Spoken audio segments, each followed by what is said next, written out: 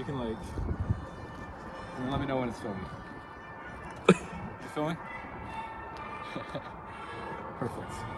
So, basically, there's some things I wanted to address that I didn't get done in my last video. Let me pull out my notes.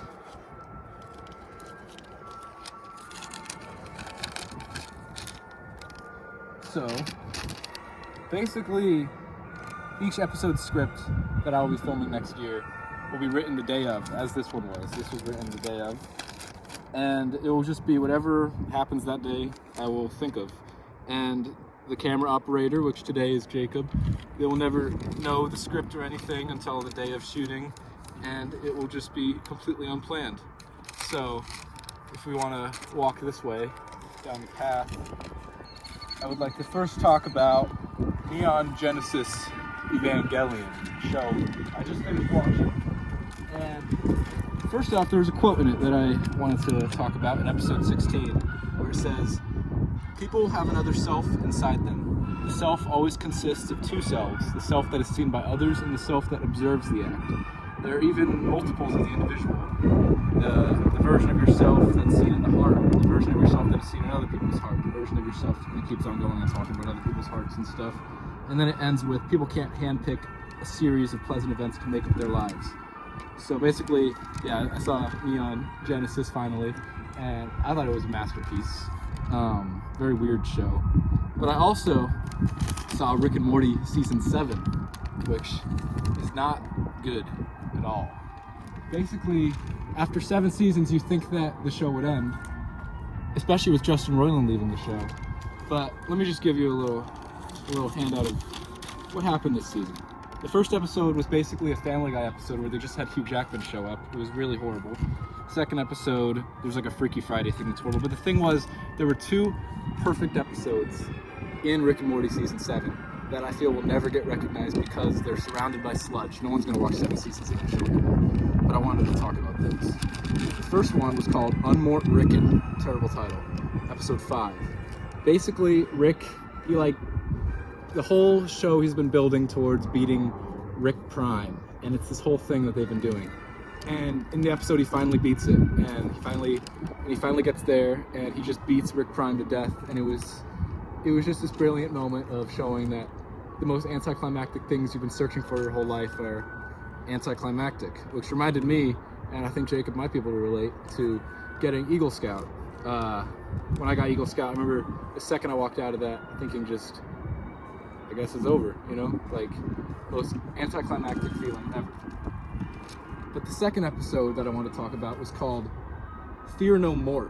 It came after a horrible episode which just had a bunch of Pope jokes. They talked about Valhalla, Bigfoot got caught in a Pokemon ball, it was terrible.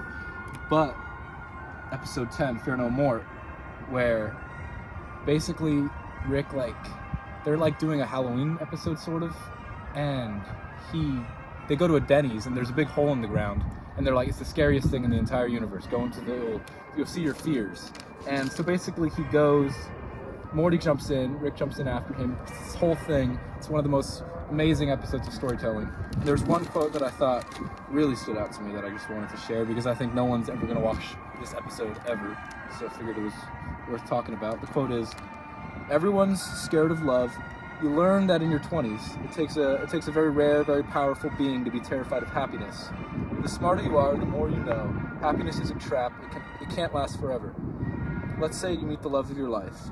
It's still gonna end. It's inevitable, whether by the slow will of a disease or the shock of a loose footing on a hiking trail, whether it be the corrosion of 2 personalities that reshape each other until they're incompatible, or maybe the old stranger in a bar who says the things that need to be said to that person that night at that time.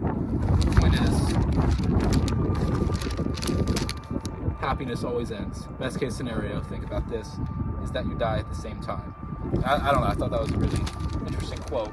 And now I'd like to walk along this path.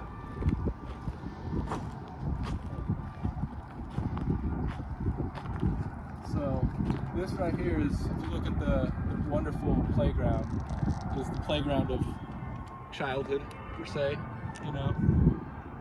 Pretty desolate right now. Used to catch crickets right there, grasshoppers. But this path right here is also pretty cool. And as we're walking down this path, I wanted to talk about translation and titles, because I noticed that, my whole goal with this video project is to remove the idea of performance from video. So that way we're not playing characters on video, we're just showcasing the truth of what's happening. Hopefully by the end of this video series, the videos will be, I won't even notice the camera's there. It'll be like I'm completely myself in front of the camera. And when I was thinking about that, for some reason I started thinking about titles. And if you notice, Parasite's real title isn't Parasite, it's Gisang Chong or something. And it's why did they change the titles? And it's interesting because a movie like In the Mood for Love, which is a great movie, real title is Huayang Nin Chao, which means flowery years. So the literal translation isn't In the Mood for Love, it's flowery years. And it keeps going like that. Another round is called Druk, which means binge drinking. Decision to Leave's real title translates to Resolution to Break Up. Breathless is Abu de Souffle, which translates to Out of Breath. And I don't know, I just think it's weird that, like, High and Low, for example, Tengoku to Jigoku, which is Heaven and Hell. Why don't we keep the same titles? So then, with that, I think I've said everything I want to say for today. But if you just look at this lovely path, this is the thing I think is missing most in, like, New York or any other city, is this whole thing.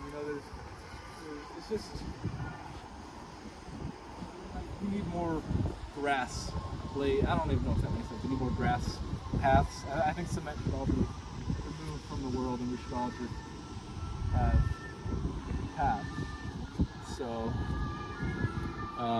with that, let me look at my notes one more time, make sure I didn't forget anything.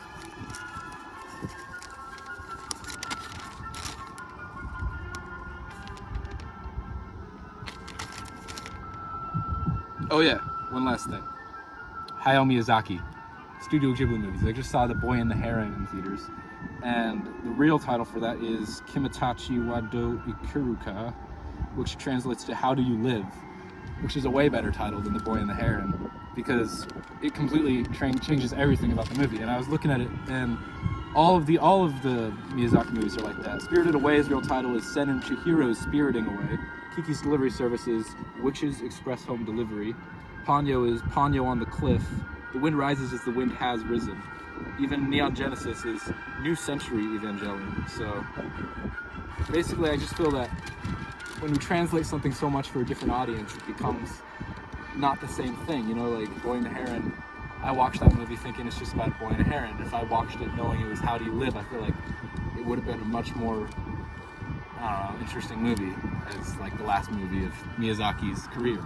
So, also just look at the sky right now. It's pretty, actually you can't really see any stars right now, but